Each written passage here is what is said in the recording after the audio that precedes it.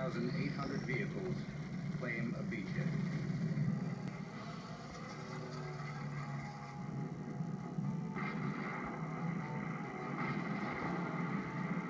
As the troops start to battle their way north, the Germans respond swiftly and with devastating force.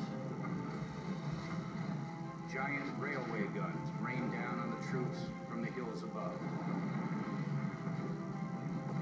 Over the next few months, breakout after breakout failed due to the harsh terrain and the relentless firepower of the German Luftwaffe and artillery.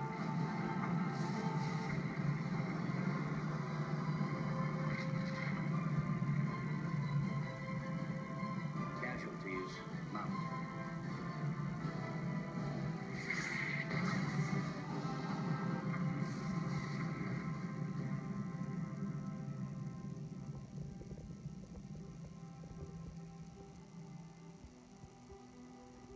Among those landing at Anzio is a humble 20-year-old farmer from Pennsylvania. But on this day, he is a valiant soldier in the United States Army. Here to share the experiences of Alton W. Knappenberger is my friend and acclaimed actor, Joe Mantegna. I didn't have a good feeling about it. Sure enough, after the quiet landing, attacks started coming right and left, and we were ordered to move out across the beach. My good buddy Mooney was about 10 feet to my left, and he yells out, "Hey, Naps, why are you shaking? It's not that cold." And I yell back, "Because they're trying to kill us, Mooney, and I'm scared." He starts to laugh when a shell hits him at the throat and rips off his head.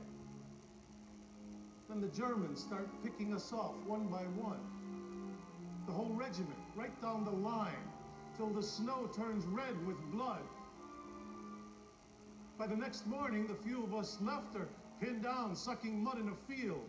We're just 30 miles south of Rome, but it might as well be 1,000.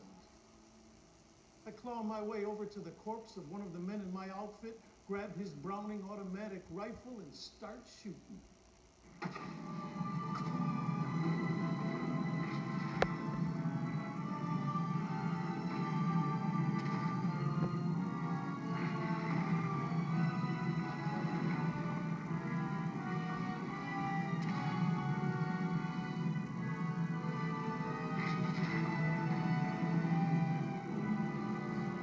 I can't see the enemy. I'm frightened out of my mind, alone and exposed. I tell myself, this is crazy, Nappy. You stay here, you're a dead man. So I get up. I run towards a hill, helter-skelter, dodging bullets the whole time. Ping, ping, ping! I throw myself down in the frozen muck and train the Browning on a machine gun nest. I was a pretty good sharpshooter in Pennsylvania, so a few short bursts, and those 3 gunners were dead. Over to my left, 2 Germans lobbed potato masher grenades. I thought I was a goner. They fall short, and I take a steady there, Nappy. 1 shot kills them both. It's like that for hours. The Germans are peppering the ground with bullets, and I can't reload fast enough. When I run out of ammunition, I pull more Browning magazines off a dead comrade in time to take out a second machine gun nest. I just keep shooting, on my stomach, on my knees, repelling their assault with every weapon I can get my hands on.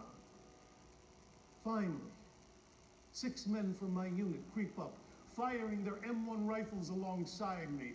We're exhausted and shivering with the cold, but at least I'm not alone anymore. Out of 200 men, we're the only ones left standing against who knows how many enemies. When we run out of ammunition, we slip out under the dark of night, unsure of where we are or what lies ahead. Later that day, we're joined up with another company. Go back and find your own regiment, the company commander says. There is no regiment, we tell him. We're all that's left. When it was all over, they told me I killed 60 Germans on that hill. I was numb. I was just trying to survive.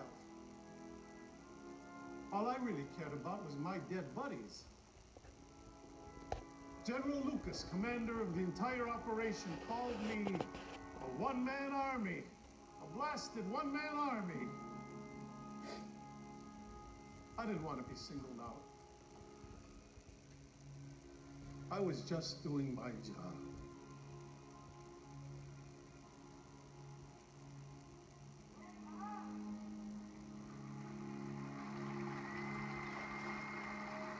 On June 8th, 1944, Alton Knappenberger received the Medal of Honor from General Mark Clark, commander of the Fifth Army, for conspicuous gallantry and intrepidity at the risk of his life above and beyond the call of duty in action.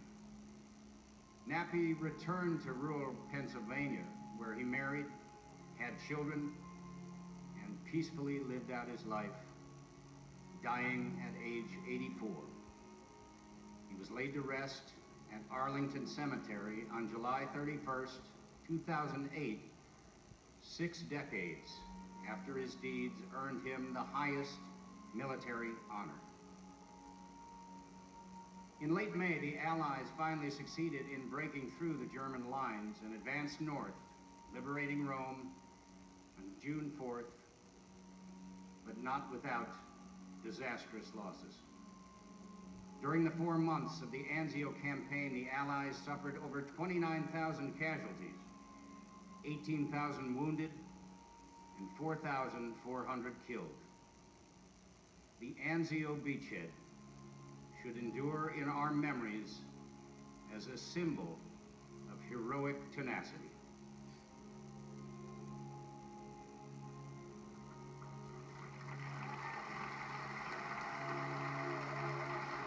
Tonight, we are honored to have with us some of the courageous men and women who fought at Anzio. Let us now thank them for their service.